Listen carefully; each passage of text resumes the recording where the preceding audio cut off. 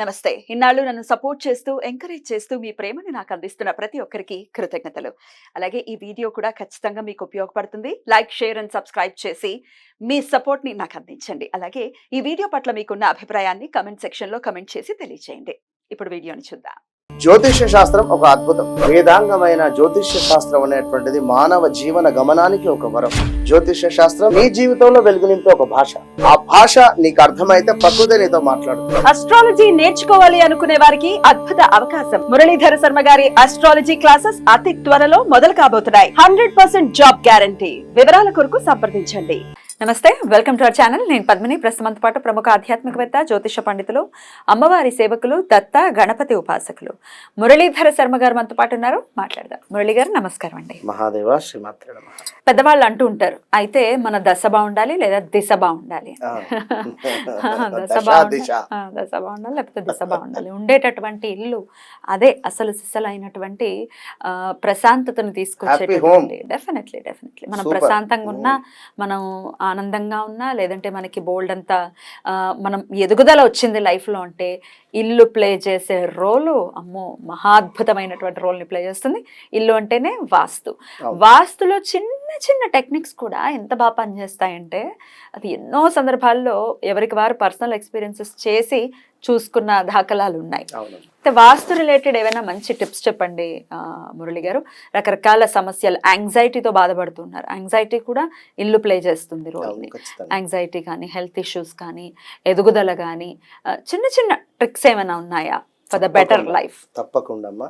ముందుగా ఈ smart remedies ఇవి చిన్న చిన్నవి కాకుండా విషయం ఏమిటంటే, ఇంట్లో ఫస్ట్ ఆఫ్ ఆల్ ఉండేటువంటి స్త్రీలు బాధపడుతూ వంట చేయడం కానీ, ఒకరిని తిడుతూ వంట చేయడం కానీ. ఇప్పుడు పిల్లలు వారికి లంచ్ బాక్స్ ప్రిపేర్ చేస్తారు, ఎవరినో ఏదో తిట్టుకుంటూ లేదా పిల్లల్ని తిట్టుకుంటూ ఈ లంచ్ ప్రిపేర్ చేసినటువంటిది కూడా తినేటువంటి వారి మీద కూడా ఇంపాక్ట్ ఉంటుంది ఖచ్చితంగా కూడా. రెండవది, ఇంట్లో తరచూ ఏడుస్తూ ఉన్నా, గొడవలు పడుతూ ఉన్నా, ఇంట్లో ఉండేటువంటి మనకు గడప ఏదైతే ఉందో దానికి ప్రతి శుక్రవారము చక్కగా కూడా శుభ్రపరుస్తూ, వాస్తవానికి ప్రతిరోజు శుభ్రపరచాలి. ఇలాంటివి కొన్ని అయితే ఖచ్చితంగా ఉంటుంది చేసుకోవడం. ఇక ముఖ్యంగా ఏమిటి అంటే, ఇంట్లో భోజనం చేసేటువంటి పరిస్థితి కానీ, లేదా డిన్నింగ్ టేబుల్ కానీ, లేదా మనకు పడుకునేటువంటి తల ఎటువైపు పెట్టుకునేటువంటి సందర్భాలు కానీ, లేదా మన యొక్క కిచెన్ ఏ వైపుగా ఉండాలి అనేటువంటి పరిస్థితులు కానీ, ఇలా ఇప్పుడు ఎట్లాగో ఈశాన్య మూల అనేటువంటిది ఎంత పెరిగి ఉంటే అంత బాగుంటుంది, అది అందరికీ తెలుసు. ఇప్పుడు ఉండేటువంటి సిచ్యువేషన్స్లో కొంత ఇబ్బందికరంగా ఉన్న, ఏదో ఇక తరతరాల నుండి వస్తుంది, మాకు బయట కిరాయి తప్పుతుంది, ఇప్పుడు బయట ఉండేటువంటి పరిస్థితి లేదు, ఏం కాదు ఇందులోనే ఉంటామంటే ఎదుగు బొదుగు ఉండదు. ఇలాంటివి కొన్ని చూసుకొని ఉండాలి. ఇప్పుడు మాకు తెలిసినటువంటి వారు వేరే ఒక ఉంది, అంటే వేరే ఒక ఫ్యామిలీ వారికి సంతానం లేదు. 2009లో పెళ్ళయింది. 2009-10లో పెళ్ళైతే ఎన్నేళ్ళు అయింది చెప్పండి. ఆ ఇంట్లో ఉండకండి అని చెప్తే ఇప్పటికీ వినరు. బయటికి వెళ్తే మాకు ఇబ్బంది అవుతుంది, ఏం చెప్తాం. ఇల్లు కూడా సంతానం మీద కూడా ప్రభావం ఉంటుంది కదా అమ్మ. ఆ ఇంట్లో మన ఇంటి నడి మధ్యలో బావి ఉంది. అసలు దాన్ని ఇంటి వెనకాల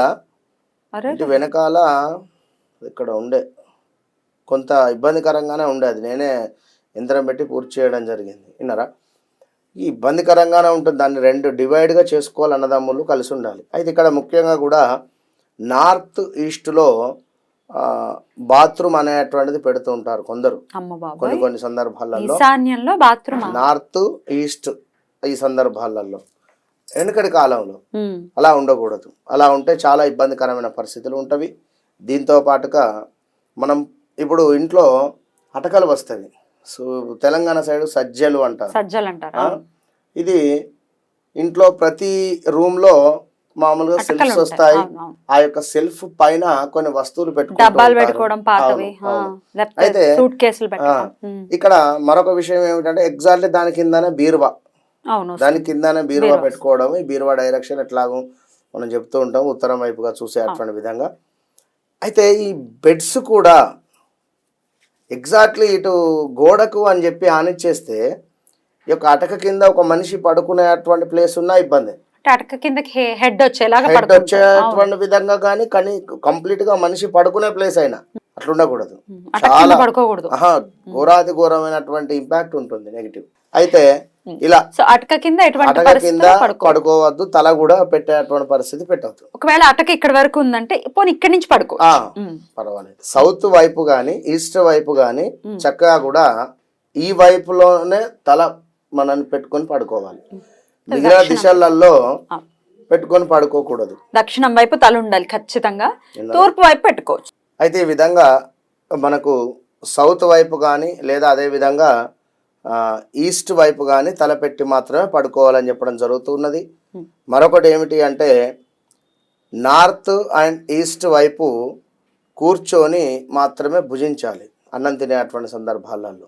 ఉత్తరముఖంగా కూర్చోవాలి, తూర్పు ముఖంగా కూర్చోవాలి. లేదు కొందరు వెయిట్ లాస్ కావాలి అని అనుకునేటువంటి వారు ఖచ్చితంగా కూడా వీరు సౌత్ అండ్ సౌత్ వెస్ట్ లో ఆ సందర్భాలలో కూర్చొని భుజించినట్టయితే తప్పకుండా వెయిట్ లాస్ అయ్యేటువంటి పరిస్థితి ఉంటుంది.